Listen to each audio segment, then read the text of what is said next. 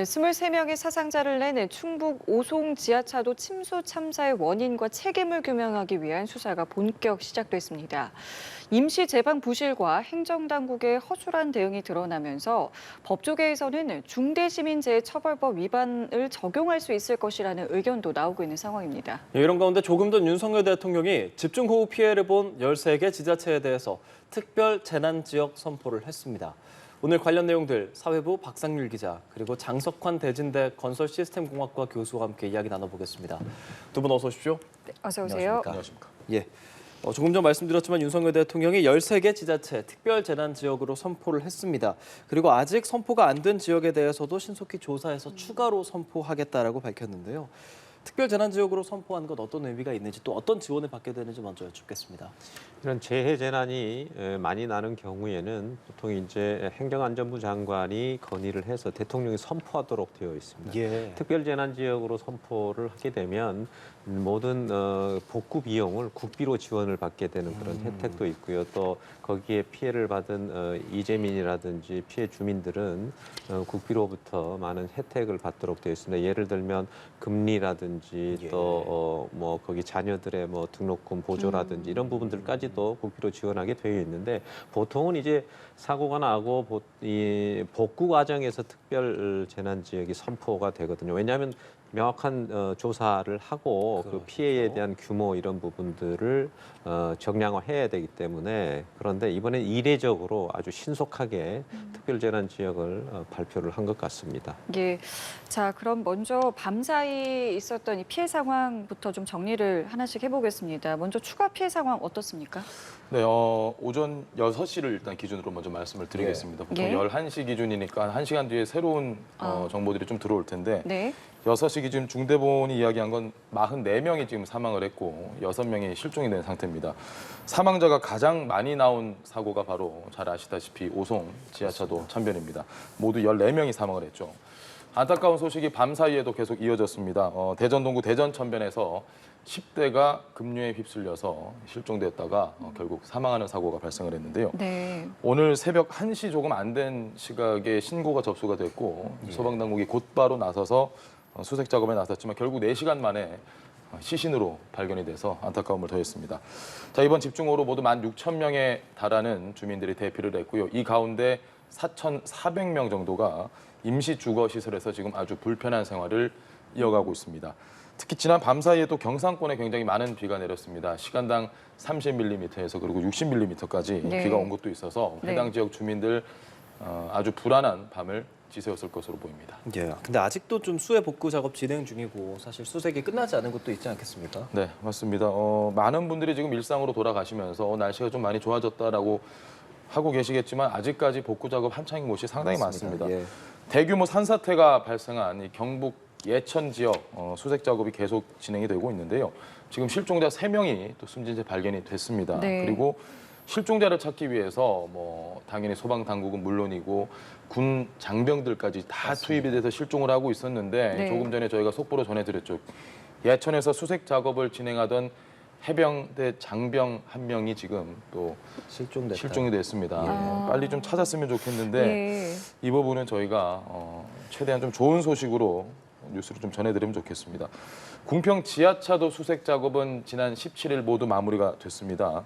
그리고 수해 복구 작업이 지금 진행 중인데 응급 복구 완료를 좀 말씀을 드리면요. 네. 오전 6시를 기준으로 58%, 60%에 조금 못 미치는 수준입니다. 복구 작업을 위해서 지금 공무원 한 600명 정도 그리고 자원봉사자 분들까지 나오셔서 4,500명 정도 함께 진행을 하고 있습니다. 네. 이번 집중호우로 인해서 뭐 사망자, 실종자가 뭐 50명 정도에 이르는 것으로 예. 현재까지는 집계가 되고 있습니다. 상당히 많은 수인데요. 교수님께서는 이번 참사와 또 피해 상황에 대해서 좀 어떻게 보고 계십니까?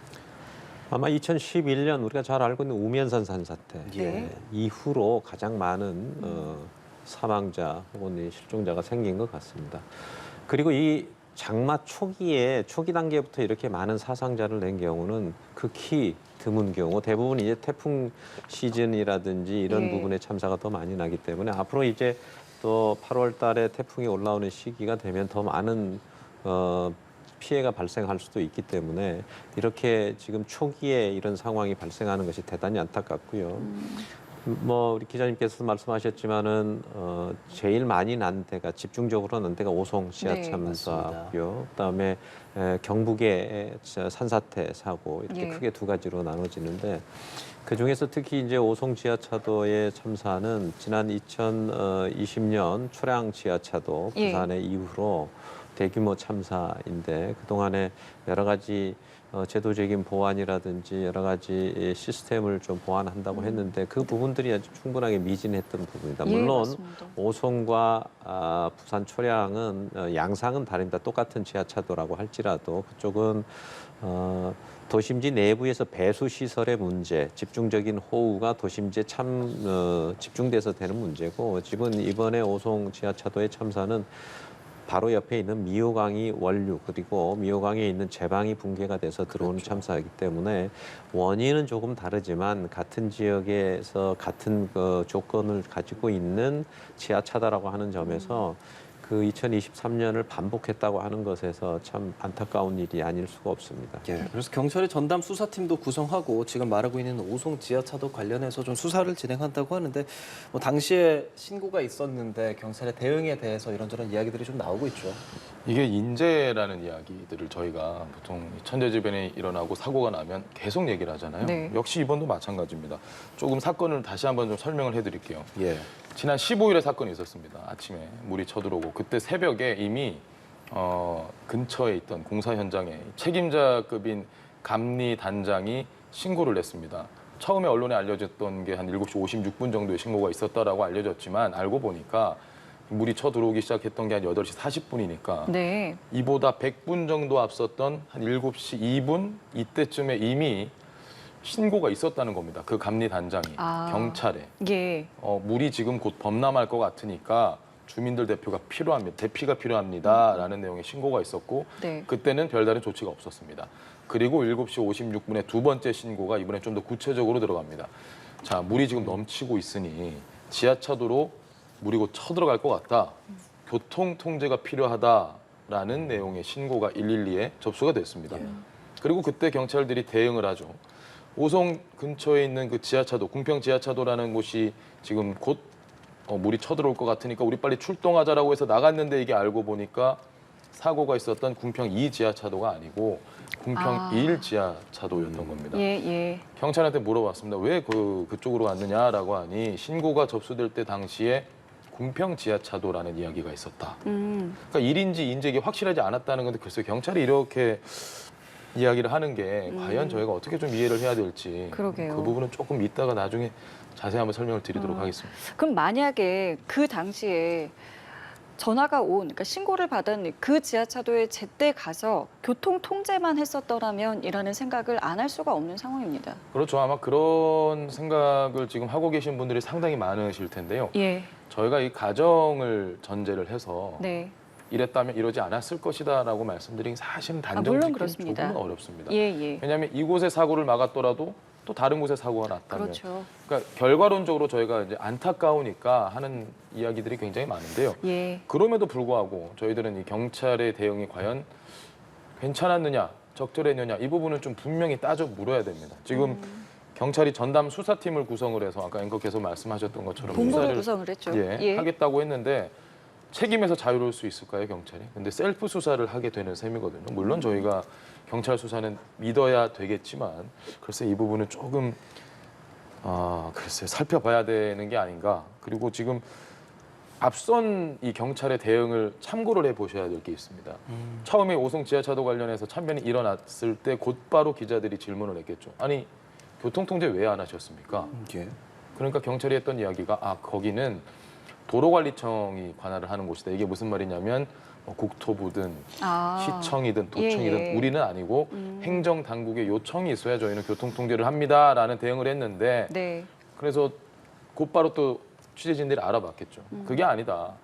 절반은 맞고 절반은 맞습니다. 도로법에 따르면 경찰이 했던 말처럼 지자체가 권한을 가지고 경찰에 협조를 요청을 할 수 있지만 예. 이 도로교통법에 따르면 경찰이 먼저 선제적으로 판단을 해서 여기는 교통통제가 필요하겠구나. 저희가 집회시 보면 많이 예, 보잖아요. 예, 예. 여기는 교통통제가 필요하겠구나라고 판단하면 경찰이 먼저 움직일 수 있습니다.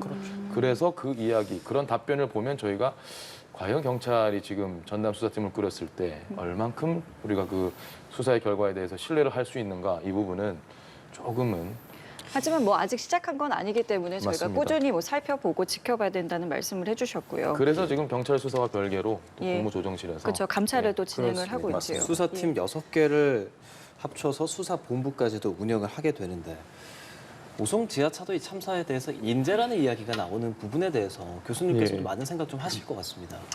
뭐 섣불리 뭐 단정은 아직은 좀 예. 이르다고 봅니다. 이제 공식적인 결과나 공식적인 조사가 이루어진 다음에 그 최종 결론은 내야 되겠지만 크게 제가 주목하는 것은 크게 한 3가지 정도인데요. 첫 번째는 물이 직접적으로 오게 된 원인이 예. 제방 공사를 통한 그 제방에서의 원류 혹은 제방의 붕괴로 인한 물이 들어온 부분들이 있기 때문에 과연 이 임시 제방이 과연 설계 기준에 적절하게 조치가 되어 있었는가 하는 것은 분명히 좀 따져봐야 될 부분이 있습니다. 그 임시 제방 문제는 조금 뭐 차치하고라도 두 번째는 이제 조금 전에 우리 기자님께서도 말씀하셨지만 이제 시간적인 관계죠. 예. 사고가 난 시간이 8시 40분 정도이고 홍수 경계 경보가 4시 10분에 발령을 했었습니다. 홍수 경계 경보라고 하는 것은 모든 주요 지점, 우리나라 하천의 주요 지점에 홍수 예경보 지점이 있는데 바로 그 옆에 있는 미호천교라고 하는 데가 우리나라 국가 홍수 예경보 지점이고 그것을 관리하는 기관이 금강홍수통제소인데요. 네. 금강홍수통제소가 경계경보인 8.2m 아니 8.0m의 그 수위가 올라오는 순간 유관 기관에 전부 다 이 부분을 통보하고 확인을 좀 받았는데 문제는 이제 홍수통제소라고 하는 것은 하천의 시설물이나 제방이나 수위에 대해서는 관리 주체고 명령을 내릴 수가 있지만 도로 관리 주체인 도로 시설물에 대해서는 통제에 대한 권한은 없습니다. 따라서 홍수통제소가 유관기관에 통보를 하면 유관기관이 그 부분에 대해서 이 어떤 부분에 위험한지 본인이 스스로 매뉴얼이면 매뉴얼 아니면 어떤 상황의 판단을 근거로 해서 그 부분을 통제를 했어야 되는 게 맞는데요. 또 하나는 제가 더 주목하고 싶은 것은 물 수위가 계속 올라가는 시기가 계속 올라갔는데 4시에 그 경계 경보를 한 후에 2시간 뒤인 6시 반경에 최고의 수위라고 하는 것이 대홍수 심각 단계라는 수위가 있는데요. 네. 그게 9.2m입니다. 수심으로. 그 수위가 9.2m가 넘는 순간이 6시 한 30분 정도 됐습니다. 그러니까 8시 40분에 비해서 한 2시간 전에 그 상황이 왔던 거죠. 그래서 누군가라도 그것은 누구든지 다 홍수통제소에 들어가면 다 공개적으로 나와 있는 실시간 자료이기 때문에 그것을 보고만 했더라도 예. 굉장히 심각한 단계라고 하고 제방이 넘을 수도 있다라는 판단을 할 수 있을 거고 네. 제방에서 가장 가까운 도로라든지 산지라든지 이런 부분들에 대해서는 상당한 조치가 있었어야 된다라고 하는 그런 부분이거든요. 따라서 이런 부분들이 여러 가지 측면으로 조사를 통해서 이런 부분들이 조금 밝혀져야 되지 않나 이런 생각을 하고 있습니다. 예. 그리고 그 오송 지하차도에 배수 펌프가 있었는데 작동하지 못했다고 하는데 이 부분은 좀 어떻게 보고 계세요? 배수 펌프가 4개가 있었고요. 예. 그중에 이제 분당 한 3톤 정도, 그럼 한 12톤 정도의 배수를 할 수 있는 능력을 가진 펌프가 있는데요. 네. 원래 지하차도의 배수 펌프는 그렇게 외부에서 들어오는 물을 배수를 하는데 예. 지금처럼 미호강이 제방이 붕괴가 돼서 들어온 물을 배제를 할 수는 없죠. 당연히 그런 능력 정도나 그런 용량은 안 되지만 제가 판단하는 것은 만약에 이 부분들이 정상적으로 작동이 됐다면 네. 들어오는 물의 유입 시간을 단 1분이라도 지체를 시킬 수 있었다면 네. 상황은 좀 달라졌지 않았을까. 우리가 흔히 말하는 골든타임이라고 하는 것은 한 1, 2분 사이에 많은 상황이 바뀔 수 있기 때문에 네. 만약에 정상적으로 작동이 됐었다면 이 부분은 조금 다른 양상으로 되었지 않을까 이런 생각도 좀 듭니다. 그래서 이 부분이 또 하나는 이제 배수 펌프가 왜 작동이 안 됐느냐. 네. 배전판과 함께 침수가 돼서 전기가 끊겼다는 거 아니겠습니까? 그래서 그럼 배전판의 위치가 어디 있느냐? 바로 그 지하도로에 얼마 높이 안 있는 부분에 있었다는 거죠. 만약에 이 배전판이 지상에 설치되어 있다거나 침수가 되지 않는 곳에 위치가 했었다면 그 배수 펌프가 자동으로 작동이 했을 거다 이렇게 생각이 되기 때문에 이것은 지금 비단 오송의 지하차도뿐만이 아니고 그렇네요. 앞으로의 모든 지하차도의 배수 펌프장의 배전판의 위치라든지 이런 것들은 좀 더 세심한 주의를 기울일 필요가 있다고 보여집니다. 그럼 이게 재난 전문가로서 지금 이 상황에서 중대재해처벌법을 적용해야 하는 것 아니냐라는 좀 의견도 있고 중대 시민 관련해서 처음으로 이 사안이 적용될 수도 있다는 보도들이 좀 나오는데 좀 어떤 시각 갖고 계십니까? 그 부분은 아직 조금 섣부른 판단인 것 같고요. 이제 공식적인 결과나 이런 부분들이 많이 나와야 되는데 원래 중대재해처벌법이라고 하는 것은 최고 책임자, 즉 의사결정의 최고 책임자에까지도 이 법을 적용해서 그 심각성을 알리겠다 이런 취지 있잖아요. 그래서 이제 여기에서 의사결정을 어디까지 했느냐, 의사결정을 할 수 있는 범위가 어디까지인가 이 부분은 조금 더 많은 부분들을 검토를 하고 법률적이고 또 어떤 기술적인 부분 또 중간에 기관과 기관과의 어떤 소통 이런 것들까지를 다 종합적으로 검토해서 이 부분이 결정이 되리라고 봅니다. 예. 사실 작년에만 해도 뭐 집중호우로 인한 피해도 있었고 태풍으로 인한 피해가 있었기 때문에 정치권에서도 뭔가 발빠르게 좀 움직이지 않았을까라는 생각을 하는데 지금 뭐 이 예방을 위한 어떤 입법 현황들 같은 게 좀 변화한 게 있었습니까? 발빠르게 움직이지 않고 있습니다. 아. 결론적으로 말씀을 드리면 예. 아까 교수님께서 지금 골든타임 얘기를 예, 하셨죠. 예, 맞습니다. 어떻게 보면 지난해에 있었던 여러 가지 피해들, 뭐 강남역에서 발생했던 예. 침수 피해 뭐 잘 아시죠? 네. 그게 그 사건이 일어나고 나서 올 여름 전까지는 사실 골든타임이라고 그쵸. 보거든요. 예, 예. 다시 장마가 또 역시나 반복되고 있는 지금의 상황을 보면서 저희는 지금 골든타임을 놓치고 있는 게 아닌가 싶은 생각이 들고요. 정치권에서 사고가 딱 터지면 비슷한 막 법안들이 쏟아집니다. 이건 그쵸, 이렇게 보통 막자 그렇죠. 저렇게 막자. 자, 예. 어떻게 되고 있느냐 저희가 보니까 네. 대부분 통과된 게 없습니다. 계류돼 있는 상태입니까? 이게 본회의까지 올라가지도 못하고요. 아. 상임위 논의도 거의 안 되고요. 예. 소위의 문턱을 못 넘습니다. 보통 소위에서 그 돈에 대한 이야기들, 예산에 대한 이야기들을 하고 있는데 이게 지금 건물 규모와 상관없이 뭐 물막이판 설치를 의무화하자 여러 법안들이 왜 예산 때문에 막혀 있느냐. 물론 표면적으로는 예산이 이유긴 하지만 네. 제가 표면적인 이유 부터 말씀을 드리면 이거 어느 부처에서 들고 가냐. 예산이 들어가는데 우리 부처에서 들고 오면 파이가 이만큼이 있는데 그만큼 또 새로운 예산을 빼야 투입을 해야 되니까. 되니 서로가 곤란한 겁니다. 이견이 상당히 크고 어떤 데서는 요만큼만 하자, 어떤 데서는 요만큼만 하자. 그러니까 논의 자체가 지지분열한 것조차도 안 되는 상황이 대부분인 거죠.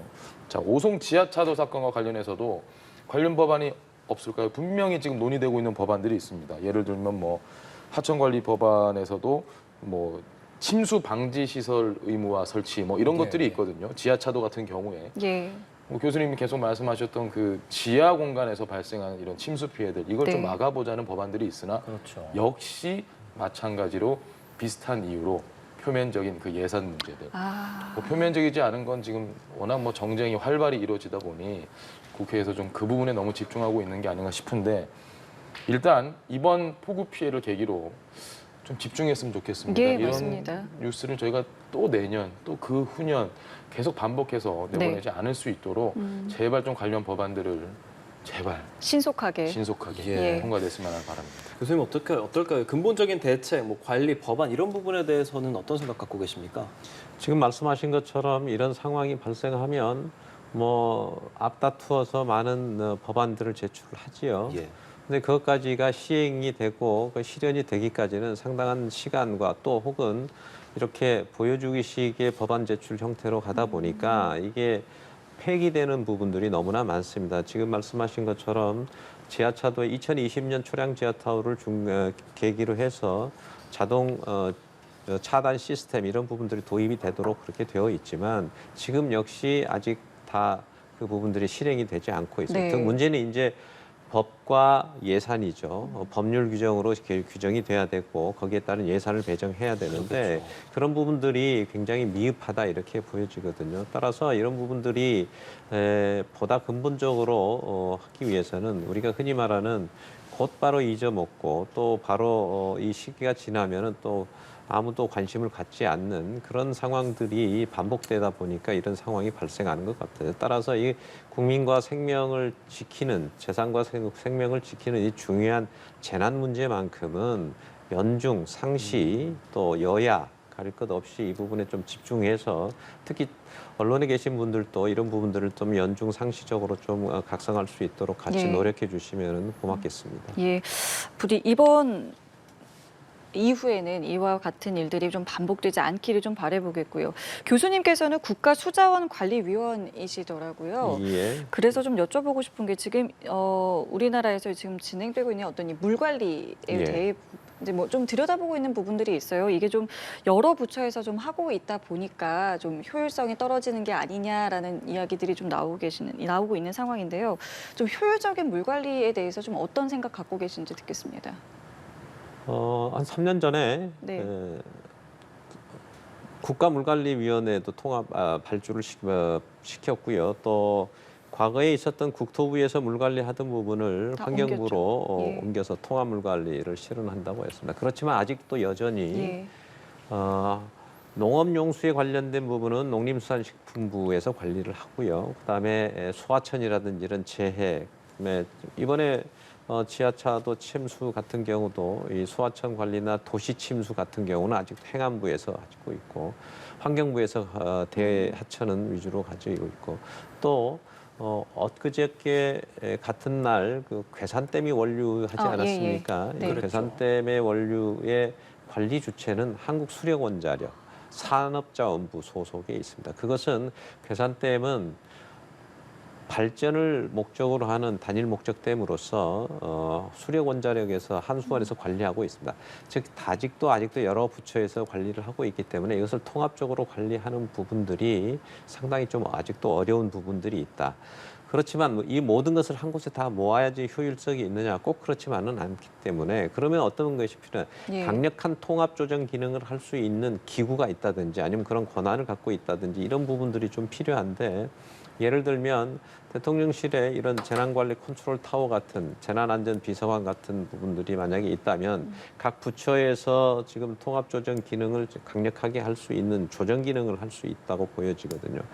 그런 것과 마찬가지로 지금 시군에서 재난종합 상황을 보자면 네. 조금 전에도 말씀드렸지만 하천 관리는 홍수 예경보 통제 같은 경우는 홍수 통제에서 하지만 도로 관리는 또 지자체에서 관리를 하고 산사태가 나면은 또 일부 지자체에서 하지만 산림청에서 하고 그렇습니다. 따라서 이런 재난의 상황에 대해서는 통합 조정을 할 수 있는 그런 기구라든지 또 아니면 시스템을 만들어서 매뉴얼화 한다면 이런 부분들을 좀 극복할 수 있지 않을까 이런 생각을 갖고 있습니다. 유관기관의 유기적인 협조가 중요할 것 같다는 생각이 듭니다. 협조가 사실은 그것은 이상적인 얘기고 협조가 잘 되지는 않죠. 왜냐하면 이 공무원들이라고 하는 게 자기의 어떤 명확한 책임과 권한을 가지고 움직이기 때문에 부처 간 칸막이 혹은 업무 간 칸막이가 높기 때문에 네. 협조보다는 통합을 할 수 있는 강력한 기구 혹은 그런 법적인 제도 이런 시스템을 만드는 게 더 중요하다고 봅니다. 예. 자, 그렇다면은 뭐 앞으로 비 소식이 좀 어떠한지 이 부분도 좀 짚어봐야 될 것 같은데요. 네, 이제 비 좀 제발 그만 왔으면 좋겠습니다. 예. 자, 장마가 오늘부터 지금 소강 상태에 접어들었습니다. 예. 비가 멈추니까 이제 여름이니까 또 폭염이 찾아옵니다. 폭염이든 장마든 참 불청객인데요. 덥기도 하거니와 굉장히 습합니다. 날씨가 아주 덥고 습하고 일부 지역에서는 그러니까 체감 온도가 33도까지 지금 올라갈 예보가 돼 있고요. 자, 복구 작업 해야 되고 실종자 수색 작업도 계속 해야 되는데 네. 이 폭염이 복병이 될 것 같습니다. 이번 주 금요일 21일을 시작으로 또 다시 많은 비가 예보돼 있습니다.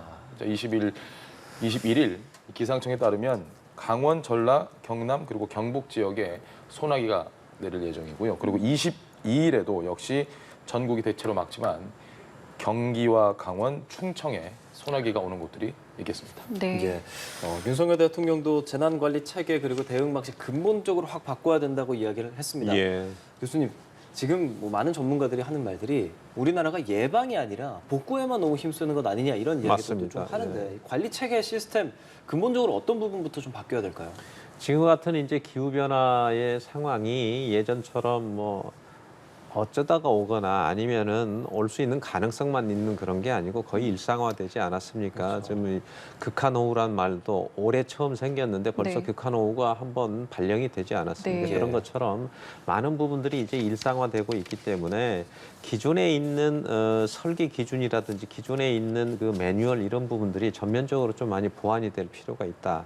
하는 부분을 좀 말씀드리고 조금 전에 이제 우리가 이제 흔히 재해라는 게 예방, 대응, 복구 이 상황으로 3단계 정도로 나눠진다고 보면 우리가 대응이나 복구 위주로 그동안에 많이 했던 것은 사실입니다. 그래서 네. 예방 위주로 가는 것이 훨씬 경제적이고 효율적이고 인명 피해나 재산을 보호할 수 있는 겁니다.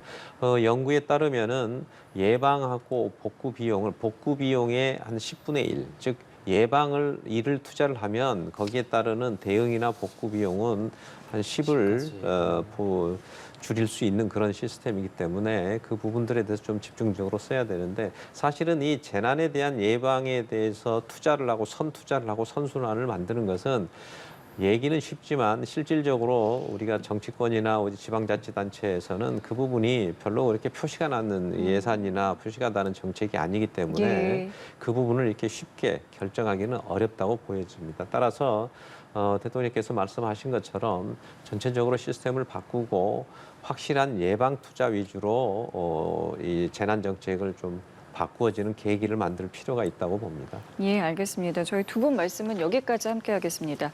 지금까지 사회부 박상률 기자, 장석환 대진대 건설시스템공학과 교수와 함께했습니다. 두 분 고맙습니다. 잘 들었습니다.